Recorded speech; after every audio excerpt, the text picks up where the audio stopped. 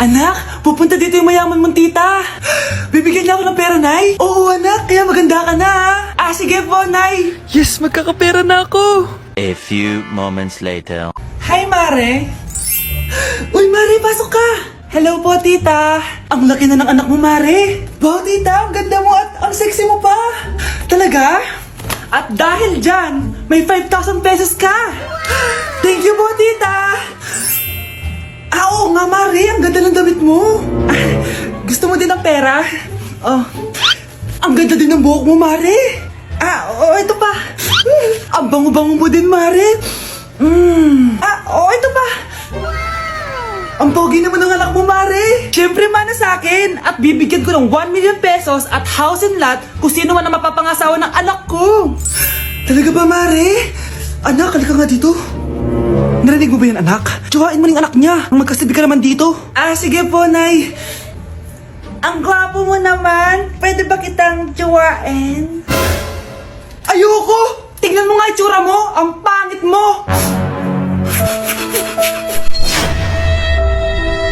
Malapit na dumating si nanay! Kyle! Maglinis ka na ng bahay! Naglinis na ako kanina! Ikaw naman! Ang tamad-tamad mo! Pag di ka naglinis, isusumbong kita kay nanay! Di ba ninakaw mo yung 100 sa wallet niya?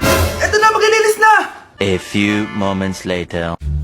Wow! Ang linis naman! Siyempre, Nay! Ako naglinis niyan! Sipag ko eh! Look! Sinungaling! Oh! Mga anak! Wala pala tayong kanin! Sino magsasaing nito? Magsasaing! Oh, magsaing ka na. Ikaw naman, kakatapos ko lang maglinis eh. Isusumbong kita kay nanay. Sige na, sumbongera ka talaga, no? Anay, si Kyle daw po yung magsasaing. Oh, magsaing ka na, Kyle. Yan na, nagsaing na ako Mga anak, wala na pala tayong uulamin. Sino bibili sa tindahan? Syempre si Kyle, Nay. Ako na naman. Napakatamad mo talaga. Isusumbong kita. Eto na, bibili na ako. Humanda ka sa akin. Bilan naman na rin ako ng soft drinks, 1 hour later. Nay, ito na po yung ulam natin. Sige, Kyle, lagay mo na lang dyan sa mesa. Oh, nabili mo ba pinapabili ko? Oo naman, ito. Ano? Magsusumbong ka pa? Hindi na. Gusto mong isumbong ko kay nanay na may 5 kang boyfriend? Anong 5 boyfriend? Nay, ang konti naman kasi ng isa lang na boyfriend. Konti? Itong hampas ko madami. Halika dito. Nay, gusto ko po ng Jollibee. Sige anak, pag natulog ka, bibilan kita ng Jollibee. Gusto ko po yung fries, chicken joy, burger, tsaka spaghetti. Oo, sige anak, bibilan ko lahat yan. Matulog ka na. Sige po, Nay. Ayan na, tulog na siya. Bibilin na tayo ng Jollibee. Lahat ng pinagkainan niyo, tapon niyo sa basura ha, para di niya makita. Nay, saan po kayo pupunta? Pupunta kami sa mall, anak. Sa mall? Sama po ako, Nay. Gusto mo sumama? Sige, maligo ka na para makasama ka sa amin. Sige po, Nay. Psst, bilisan niyo na habang naliligo siya. Tara na. Nay, tapos na po ako maligo. Nay, nasaan na sila? Umalis na sila. Iniwan nila ako. Anak, para sa'yo bagong... binalang kita. Para sa'yo. Nay, nasan po yung para sa akin? Nakalimutan ko yung para sa'yo eh. Nay, anak niya pa ba ako? Hindi ko na kasi ramdam yung pagmamahal niya sa akin eh. Amin na ako, anak. Ampun ka lang. Ampun lang ako. Saan niyo po ako galing, Nay? Nakita lang kita sa tae ng mga kalabaw. Kalabaw yung nanay at tatay ko? Oo, anak. Nanay at tatay mo yung mga kalabaw. Okay, class. Last 5 minutes. Hirap naman nito. Ano sagot sa number 10? Huwag ka mong sa akin, Samantha. Mapapagalitan tayo kay ma'am. Tamot mo naman. Ayaw mo akong pakopyahin, ha? Bilisan nyo, class. 1 minute na lang. Ma'am, nangangopya po si Scarlett sa akin, no? Sinungaling mo, Samantha. May nangangopya pala dito. Bagsak ka na sa akin, Scarlett. Apakasama talaga ng ugali mo, Samantha. Nay! Anak. Anyari sa'yo? Binagsak ako ng teacher ko. Naniwala kasi siya kay Samantha na nangopya daw ako. Totoo ba yun, Scarlett? Hindi, Nay. Siya talaga yung nangopya sa akin. Walang iya yan, Humanda siya sa akin. Tara, anak. A few moments later. Ma'am, bakit niyo po kami pinatawag dito? Kasi yung anak mo, sinungaling. Siya naman talaga yung nangopya kay Scarlett eh. Hindi po totoo yan. Para malaman natin kung sino nagsasabi ng totoo sa inyong dalawa, mag-quiz na lang kayo ulit. Patay ako nito. Humanda ka ng mapahiya, Samantha. Okay, time's up. Pass your papers. Scarlett, naka-perfect ka. Yes, talino talaga ng anak ko. Samantha, wala kang tamang sagot. Ikaw talaga ang totoong nangungopya. Nakakahiya ka, Samantha. Humanda ka sa akin sa bahay. Tara! Huwag po, Nay! Nay, alis na ako. Anak, nagtoothbrush ka ba? Parang medyo may amoy. Ha? Oo nga, pero nagtoothbrush naman ako, Nay. Sigurado ka bang hindi fake yung nabili mong toothpaste? Di ko alam, Nay. Nay, nakauwi na ako. Oh, anak, anong nangyari dyan sa mukha mo? Nagre-rejuve ka ba? Ha? Na-sunburn ako, Nay. Naglagay naman ako ng sunscreen eh. Anong nangyari sa mukha ko? Ayak ka na naman eh. Sigurado ka bang hindi fake yung nabili mong sunscreen, ha? Di ko alam kung totoo yun, pero mura lang kasi yun eh. Bakit parang puro fake na lang nabibili ko? Bili na lang ako sa Shopee Mall. Nay, yung mga parcel ko, dumating na ba? Oo. O, eto. Ano naman yung mga yan, ha? Mga essentials, Nay, like this Belo Sun Expert Dewy Essence na buy one, take one. Alam mo na, malapit na ang summer. O, eto pa, Nay. Colgate Optic White Purple Toothpaste at O2 Aromatic Menthol para sa fresh breath at whiter teeth. Anak, sigurado ka ba mga authentic yung mga pinagbibili mo, ha? Oo naman, Nay. Eto, sigurado na talaga ako dito dahil sa Shopee Mall ko to nabili. Nandito na kasi mga big brands pero lower than SRP. Ayan ang gusto ko, sa sigurado. Lahat dito 100% authentic, kaya kayo, shop na dahil sigurado sa Shopee Mall. Nay, alis lang ako, ha? Sige, anak. Iniwan niya phone niya. Ano kayang pinag-uusapan nila dito? Mga walang iya kayo. Humanda kayo sa akin. A few moments later. Bakit niyo po kami pinatawag, Nay? Kung hindi ko makikita yung phone ni Kyle, hindi ko malalaman pinagsasabi niya sa akin. Lagot tayo, ate. Kung san-san mo kasi nilalagay phone mo, Kyle? Nakalimutan ko eh. Mag-umpisa tayo sa'yo, Kyle. Nay, puro na lang itlog at hotdog niluluto ni nanay. Mas masarap pa magluto yung kapitbahay natin. Sige, next time, ipagluluto kita ng sinigang na hotdog. O ikaw, Brianna.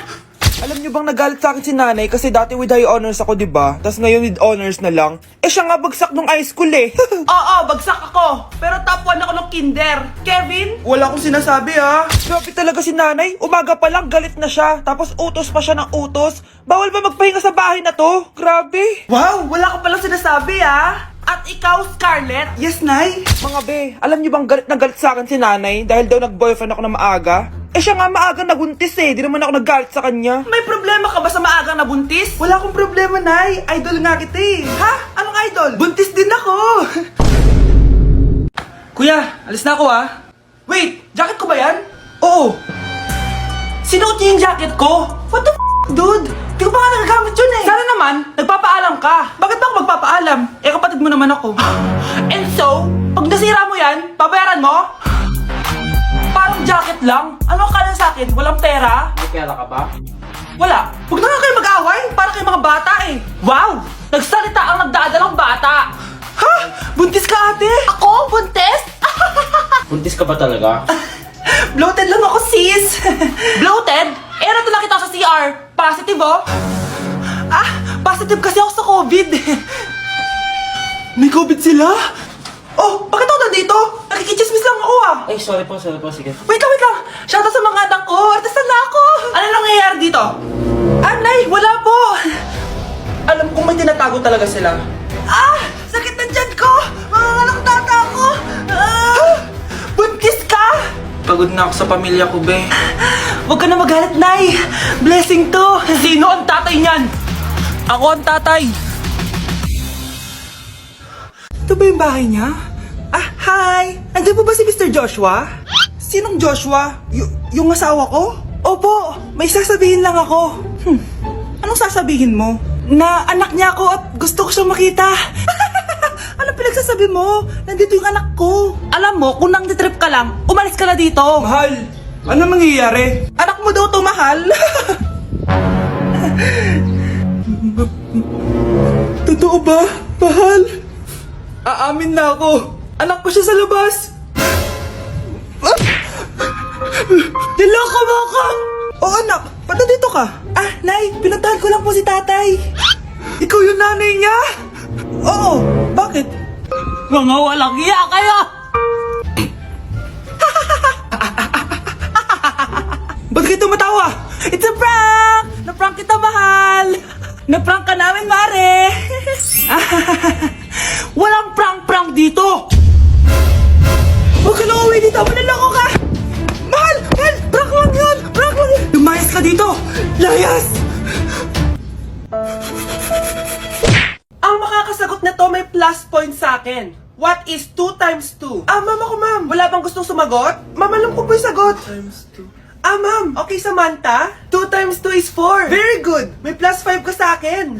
Ang daya naman. Kanina pa ako nagtataas ng kamay. Ah, ma'am, pwede pa po ba ako mag-take ng quiz? Absent kasi ako kahapon eh. Ay, hindi na! Absent pa more! Tatamad-tamad ka kasi mag-aral. Ah, nagkasakit po kasi ako, ma'am. Oh, anong gagawin ko? Ah, ma'am, pwede ba ako mag-quiz kahit absent din ako kahapon? Oo naman. O ito, magsimula ka na. Thank you po, ma'am. Eh, bakit siya pwede mag-quiz, ma'am? Bakit? May problema ka ba? Oo, may problema ako. Favoritism ka. Palagi na lang sa Samantha yung binibigyan mo ng chance. May galit ka ba sa akin, ma'am? Sabihin mo. Hindi ako galit sa'yo. Pero sa nanay mo, oo. Wag na wag mong dadama yung anak ko sa problema mo sa akin. Nay, anong meron? Yang nanay mo, pabida. Dapat ako yung top 1 ng high school kami. Alam naman natin dalawa na deserve ko talaga maging top 1. Hindi kagaya mo, binabayaran yung school para tumaas ang grade. Totoo ba yun, Nay? Sinungaling ka! Mana ka naman pala sa nanay mo, Samantha. Nga pala, alam na ng principal yung pagiging favoritism mo. Good luck na lang sa'yo, ha?